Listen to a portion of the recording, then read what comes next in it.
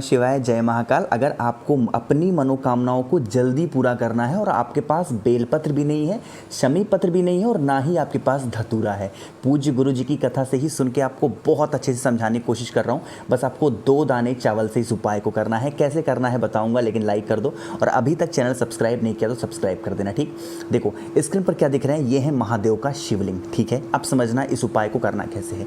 आप क्या करना, एक लोटा लेना, कोई जल का पात्र लेना और इस जल के पात्र में अपने घर से आपको जल भरना है। ध्यान ये रखना है कि आपको यह उपाय मंदिर में करना है और आपको मंदिर का जल नहीं लेना है, ना ही मंदिर का लोटा लेना है। आपको अपने घर से लोटा लेके जाना है या फिर कोई सा भी जल का पात्र लेके जाना है और अपने घर से ही इस लोटे या फिर जल के पात्र में पानी भरना है।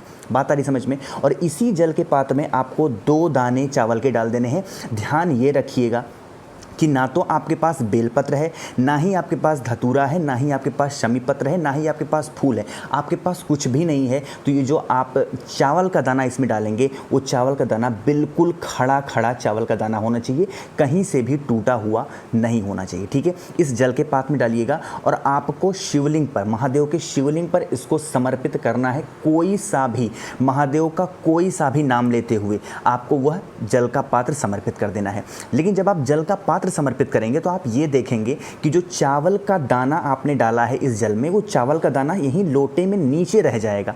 क्या करिएगा, जल को समर्पित करने के बाद वो जो चावल का दाना इस लोटे के अंदर रह गया है, एक एक करके महादेव के यहीं शिवलिंग पर आपको अपनी कामनाओं को कहते हुए महादेव के शिवलिंग पर समर्पित कर देना है। ध्यान ये रखना है कि आपको यह उपाय किसी भी दिन करना है। अब आप ये नहीं कि हम मंडे को करें, ट्यूसडे को करें या फिर वेडनेसडे को करें, नहीं।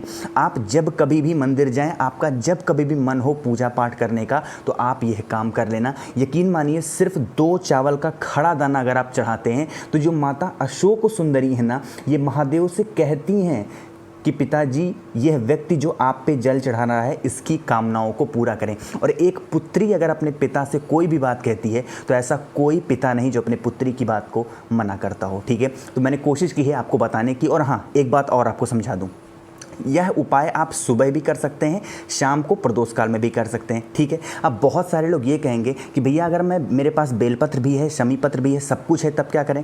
आपके पास सब कुछ है तब तो बहुत अच्छी बात है। तो आप सबसे पहले उन सभी चीज़ों को यहाँ पर समर्पित करिएगा। आपके पास बेलपत्र है, बेलपत्र चढ़ाइएगा, धतूरा चढ़ाइएगा, शमी पत्र चढ़ाइएगा, फूल चढ़ाइएगा, जो भी आपको समर्पित करना है समर्पित करिएगा। और उसके बाद ये लोटा लीजिएगा जिसमें आपने 2 चावल का दाना डाला है, यह सबसे अंत में आपको यहाँ समर्पित करना है। और जब भी आप चावल चढ़ाएंगे, दोनों चावल, तो एक एक करके चढ़ाइएगा और महादेव का कोई सा भी नाम लेते हुए अपनी कामना महादेव से कह दीजिएगा, आपकी कामना ज़रूर पूरी होगी। तो कोशिश की है मैंने आपको बहुत ही कम टाइम में अच्छा समझाने की, तो वीडियो लाइक कर दिया करिए और हाँ, चैनल सब्सक्राइब किया करिए। मुझसे बातें करने के लिए व्हाट्सएप ग्रुप का लिंक डिस्क्रिप्शन में है, वहाँ पर आप मुझसे बातें कर सकते हैं, या फिर आपको मुझसे फ़ोन पर बातें करनी है, इंस्टाग्राम पर फॉलो करें द नेचुरल प्लैनेट 108। ओम नमः शिवाय, जय महाकाल।